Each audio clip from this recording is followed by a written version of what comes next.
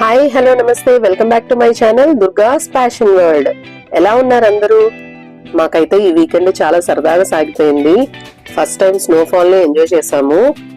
Texas లో వేరే states తో పోల్చుకుంటే చాలా తక్కువ స్నో పడుతుంది కాబట్టి మేము బాగానే ఎంజాయ్ చేయగలిగాము. చూడండి, ఫ్రైడే ఈవినింగ్ నుంచి పడుతుంది అని చెప్పారు యాక్చువల్ గా అయితే, బట్ మాకు సాటర్డే మార్నింగ్ కి ఎర్లీ అవర్స్ నుంచి కనిపించింది అనమాట స్నో అనేది. సో మేమైతే బాగా ఎంజాయ్ చేసాము. స్నోలోకి వెళ్ళాలి అంటే ఫస్ట్ టైం కాబట్టి కొంచెం భయపడ్డాము బయటకు వెళ్ళాలి అంటే. ఈవెన్ సైడ్ వేస్ కానీ రోడ్ వేస్ కానీ అంతా కూడా స్నోతో ఉంటాయి కదా, స్కిడీగా ఉంటుంది. కార్స్ కూడా తీయలేము. చూడండి, బయట పార్క్ చేసిన కార్స్ అయితే బాగా ఫుల్ గా స్నోతో నిండిపోయినాయి. చెప్పాలి అంటే టెక్సస్ లో తక్కువ కాబట్టి ఇలా ఉంది, బట్ మిగతా కొన్ని స్టేట్స్ లో అయితే చాలా హెవీ స్నోఫాల్ ఉంటుంది. చాలా కేర్ఫుల్ గా ఉండాలి. సో ఇలా తక్కువ స్నోఫాల్ ఉన్నా కూడా సేఫ్టీ మెషర్స్ అనేవి తప్పకుండా తీసుకోవాలి. సాటర్డే ఎర్లీ మార్నింగ్ అప్పుడే స్టార్ట్ అయింది ఎర్లీ అవర్స్ లో. సో ఇలా కొంచెంగా పడుతూ ఉంది, ఇంకా రూఫ్స్ అవి కవర్ అవ్వలేదు చూడండి. సో చాలా స్లోగా స్టార్ట్ అయింది చెప్పాలి అంటే. ఫ్రైడే ఈవినింగ్ అన్నారు కానీ అలా సాటర్డే మార్నింగ్ కి స్టార్ట్ అయింది. ఇది నేను ఇప్పుడు వీడియోలో చూపిస్తుంది అయితే సండే మార్నింగ్.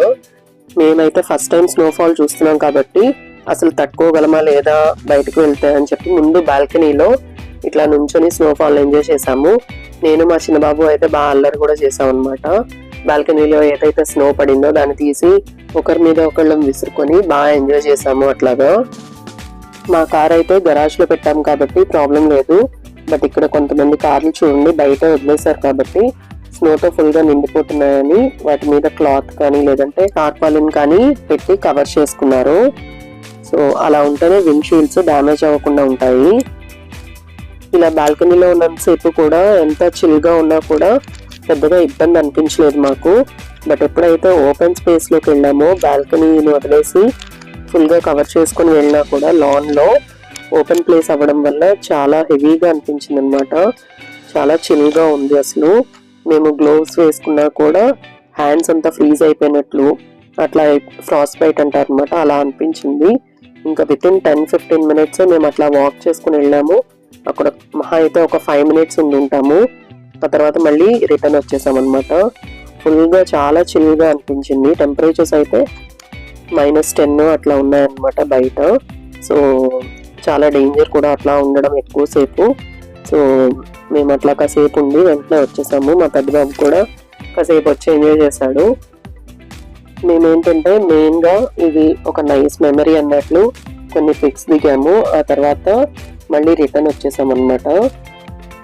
నేను మెయిన్ గా వీడియో చేయడానికి రీజన్ ఏంటంటే ఇక్కడ ఎంత ఎంజాయ్మెంట్ ఉంటుందో అలాగే మనం తీసుకోవాల్సిన సేఫ్టీ ప్రికాషన్స్ కూడా అంతే ఇంపార్టెంట్. సో ఈ విషయం చెప్పడానికే నేను మెయిన్ గా వీడియో చేస్తున్నాను. మన వెహికల్స్ అన్నిటిని చాలా కేర్ఫుల్ గా పార్క్ చేసుకోవాలి. అట్లాగే బయటికి వెహికల్ తీయాలి అంటే, కార్ తీయాలి అంటే మంచు ఎలా ఉంది, బయట కండిషన్స్ ఎట్లా ఉన్నాయి అనేది చెక్ చేసుకుని మాత్రమే వెళ్ళాలి. అలాగే మాకు ఫ్రైడే నుంచి పడుతుంది అని తెలిసినప్పుడు థర్స్డే ఈవినింగే మేము కావాల్సినవన్నీ కూడా అరేంజ్ చేసుకున్నాం ఇంట్లో. అంటే బేసిక్ ఎమ్యూనిటీస్ కావాల్సిన వాటర్ ఏంటి, మిల్క్ కానీ, ఫుడ్ ఐటమ్స్ కానీ, వెజిటబుల్స్ కానీ, ఇట్లాంటివన్నీ కూడా ఒక 1 week కి మినిమం ఉండేలాగా అరేంజ్ చేసుకోవాలి. ఇన్ కేస్ ఈ వింటర్ స్టార్మ్ అనేది ఎక్స్టెండ్ అయితే కనుక మనం ఇంట్లో బేసిక్ సర్వైవల్ కి కావాల్సినవన్నీ కూడా చూసుకోవాలన్నమాట. ఇన్ కేస్ పవర్ అవుటేజ్ ఉంటే కనుక మనకి స్టవ్ కూడా పనిచేయదు, అన్ని ఎలక్ట్రిక్ స్టవ్సే కాబట్టి.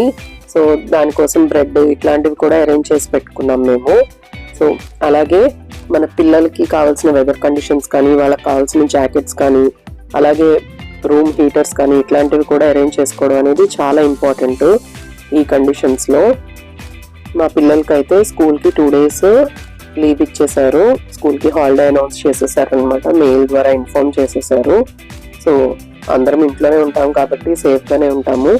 అలాగే ఈ స్నోఫాల్ టైంలో ఎవరెవరైతే ఇట్లాంటి సిచ్యువేషన్ ఫేస్ చేస్తున్నారో వాళ్ళందరూ కూడా చాలా సేఫ్ గా ఉండాలి అని ఎక్స్పెక్ట్ చేస్తున్నాను. చూడండి, మేమైతే ఇట్లాగా ఒక 10 minutes కూడా ఉండుండం బయట. నా స్కిన్ అయితే ఫుల్ గా నంబ్ అయిపోయింది అనమాట, చీక్స్ దగ్గర, ఫేస్ అంతా కూడా. సో ఎక్కడెక్కడైతే కొంచెం మనం విండ్ కి ఎక్స్పోజ్ అవుతున్నామో అదంతా కూడా నమ్గా అయిపోతూ వచ్చింది. సో ఇమీడియట్ గా మేము మళ్ళీ ఇంటికి వచ్చేసాము. సో మాక్సిమమ్ ఇంట్లో నుంచే వీడియో తీసాను అనమాట నేను.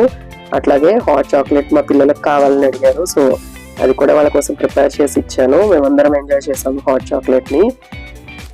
మీలో ఎవరైనా రీసెంట్గా యూఎస్ఏ వచ్చి ఇట్లాంటి వింటర్ వెదర్ని ఫస్ట్ టైం ఎక్స్పీరియన్స్ చేస్తుంటే కనుక నాకు కామెంట్ సెక్షన్లో తెలియచేయండి మీ ఓన్ ఎక్స్పీరియన్సెస్ ఎలా ఉన్నాయి అని.